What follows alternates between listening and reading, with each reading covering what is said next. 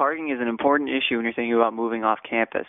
Trying to park in the overcrowded lots on campus already shows how easily you can be forced to park illegally and how quickly the parking fines can add up.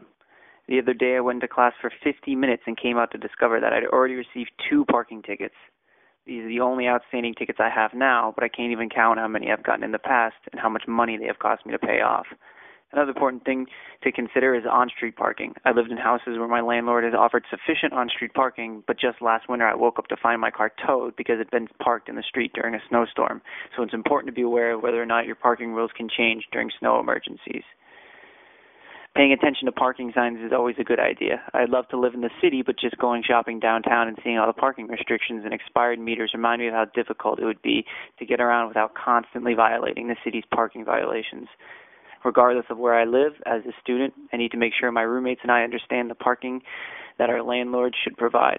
And one thing I found helpful was familiarizing myself with my town's zoning regulations.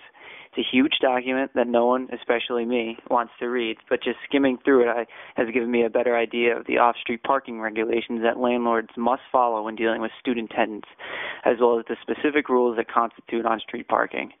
Hopefully now I'll be able to find a house or apartment that offers sufficient legal parking, and I'll actually be able to use my money for rent instead of paying off so many tickets.